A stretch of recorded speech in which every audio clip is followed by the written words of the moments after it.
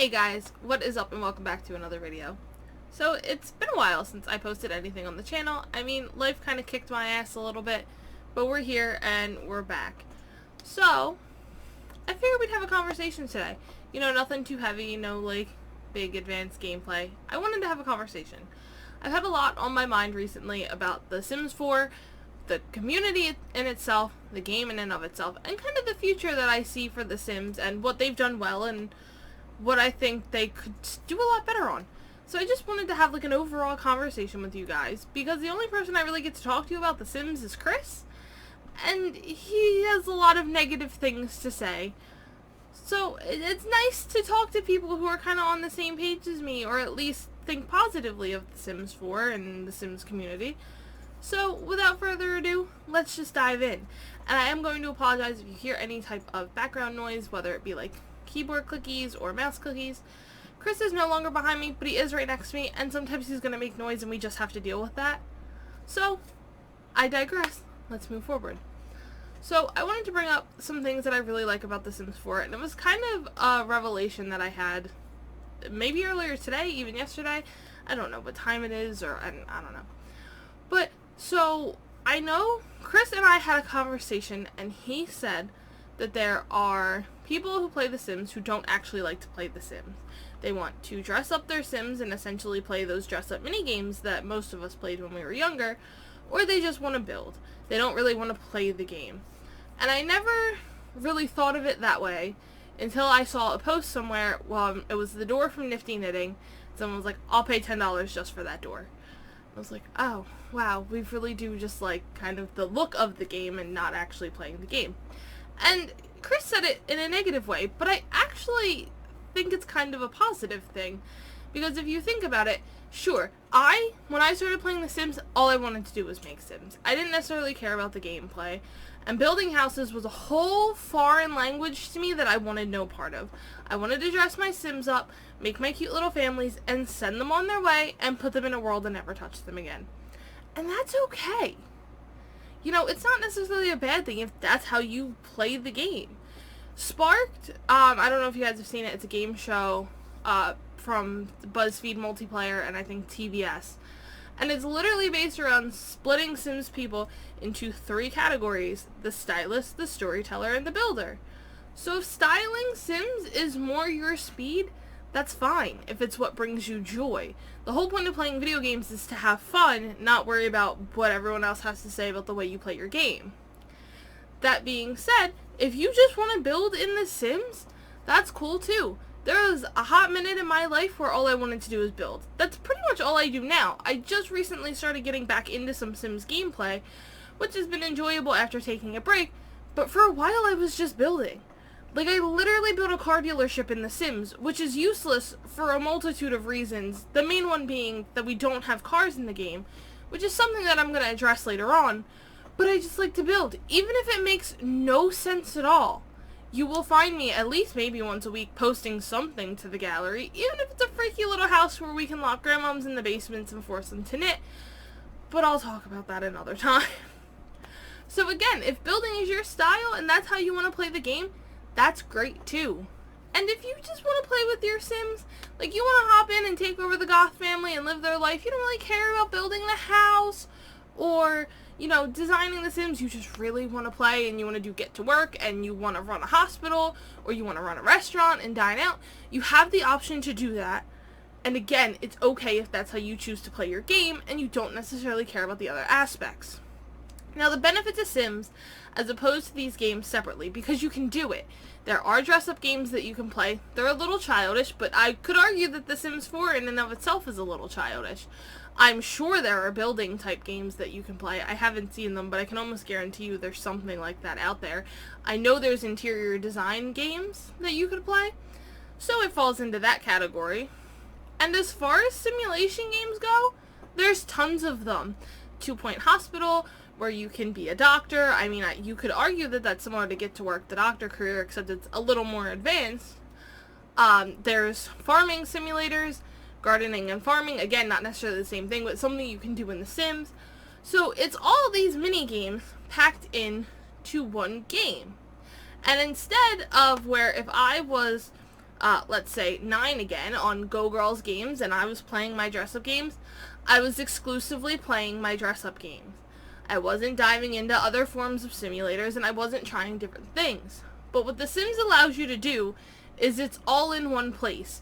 So if you decide the one day that you make a Sims family that you really care about and you give them a distinct style, you can be like, you know what? I know I don't usually build, but let's give it a shot. I want to see if I'm any good at building. And it allows you to experience another part of the game that you traditionally might not touch because it never interested you before. So then you start to build and you're designing the house and you're like, wow, this is actually kind of fun. Which then could encourage you to, well, I've made The Sims, I've made the house, what if we just, I don't know, played the game? We lived as this family, we played them out, you start a legacy and you create a family and you go on and so forth until you get bored and inevitably trash it all and start over. That's, I think, the beauty of The Sims that the other games lack. Because when you look up games like The Sims, it's other types of simulations, but they're very niche and very specific. So I think that there's a benefit here to the fact of you have everything kind of all in one place and you have the opportunity to try multiple different things. But this is where I argue there is also a big flaw with The Sims, and it's why The Sims will never be as good of a game as it can be. The Sims has a lot of potential, but the problem is they don't have any competitors. There are no games like The Sims. There are specified simulations, but there's no game that lets you do quite the same thing. Except for other Sims games. All the time, people compare The Sims 4 to The Sims 3. I feel like these things happen. I was never a big Sims 3 player. I played briefly before I got The Sims 4, just because I didn't have like a computer growing up that I could have access to computer games on. I didn't get a laptop till high school, and The Sims was the farthest thing from my mind at the time. So until I started dating Chris, I wasn't able to play The Sims, but I hopped on board very quickly after that. But The Sims 4 was out, and I had it, and it was easier for me to navigate instead of backtracking to The Sims 3. But people say all the time that The Sims 3 is better than The Sims 4, being that there's an open world, that you have cars, which are a hot commodity in the game that I don't necessarily understand. I mean, I've played The Sims 3 a little bit, and I've used the car thing, and to me it's not all that amazing. My mind is more so blown by the open world concept and not the fact that we have cars. Like, I don't care if I'm walking, riding, like, how I get to where I'm going, as long as there's no loading screen. Cool by me, I count it as a win. So, you know, there are things about The Sims 3 that are probably superior to The Sims 4. And that happens, you know. But my thing is, a lot of people will buy The Sims 4, say it's not as good as The Sims 3, and instead of moving on to a new game or finding something else, they go back and they play The Sims 3. Some people are still finding The Sims 2 somehow to play it. If you know how, let me know down below, because I'm actually kind of interested. But people are still playing The Sims 2.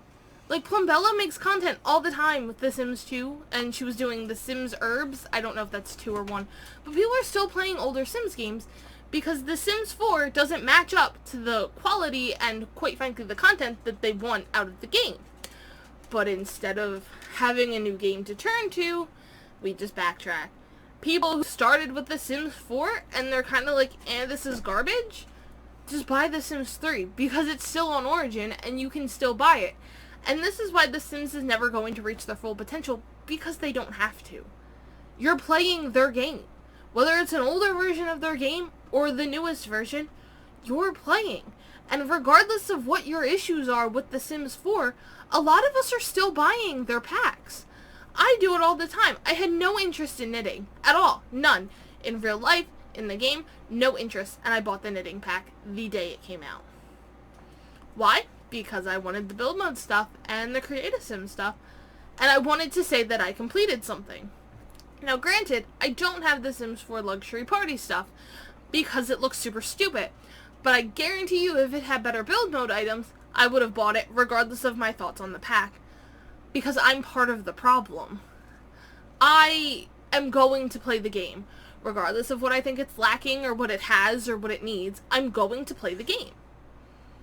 And that is a problem because it gives The Sims and EA, Maxis, whoever you want to address this to, it gives them no reason to be any better. Because we're buying the packs, we're playing the game, we're spending the money. Granted, they do listen to what the community wants. We've now had 2 community voted stuff packs, that being Laundry Day and Knitting, which why these are the things that people wanted, like you had the opportunity to vote and you picked Laundry and Knitting. I don't get it, but you know what? Not your prerogative. However you want to play your game, that's fine. Said it before. I use Laundry Day stuff all the time, purely as aesthetics. I barely want to do laundry in real life. I'm sure as hell not doing it in The Sims. But that's not the point. So they do listen to the things that the community wants, but you get to a point where you can only change so much. The Sims 4 came out in 2014. It is now 2020 when I'm making this video. It's a 6-year-old game, and from what I have seen and heard, and through my own research, the other Sims games stop typically after 5 years, and then you get a new one. So this has been the longest running Sims game thus far. And it begs the question of why. We're getting a game pack soon. We just had a leak come out of the little icon image for what the next game pack was going to be, and everyone's speculating, and it stirred up a humongous uproar in the community. So, we're still actively getting content. Now, I don't know if this game pack is it, if this is going to be the last pack that we get, and then we're going to get a new game. I don't know, but I sure hope so. I think The Sims 4 has run its course in terms of what it's able to provide, because there's a lot that it's lacking. We don't have a lot of ethnic hairstyles, and when we do get them, they're in packs that you have to spend $40 on. And if you're spending $40 just to get a hair that looks like yours in a game, I think there could be a problem. The skin tones suck for everyone, but specifically we're lacking any diversity. A lot of the swatches in the game in general are kind of garbage. It's not open world, which doesn't bug me that much, but I know it's a big deal to some people, and it's something that they've proven they can do before. Now, the argument being that The Sims 3 does not run all that well. Even on my, gaming PC that I built, it doesn't run well. It's not the most optimized game. It kind of sucks a little bit in terms of how it runs. You can't use all your packs the same way that you can in The Sims 4. So, it's not like a casual game that you can play, but neither is The Sims 4. They recently just beefed it, so your minimum computer requirements are actually pretty high. I see people asking all the time, what kind of computer do I need for The Sims now? Will this laptop work? Is this good enough? And sometimes it's not, and that's a really hard pill to swallow. You need a top gaming computer to run The Sims. Not like a top gaming thing, but an entry-level gaming computer, I would say, to satisfactorily run The Sims 4. Otherwise, you have to have the Legacy Edition, and that's a whole other thing. And it's kind of a joke to me, because when we went to build my PC, Chris is big into gaming. He's been building his own computers for a while.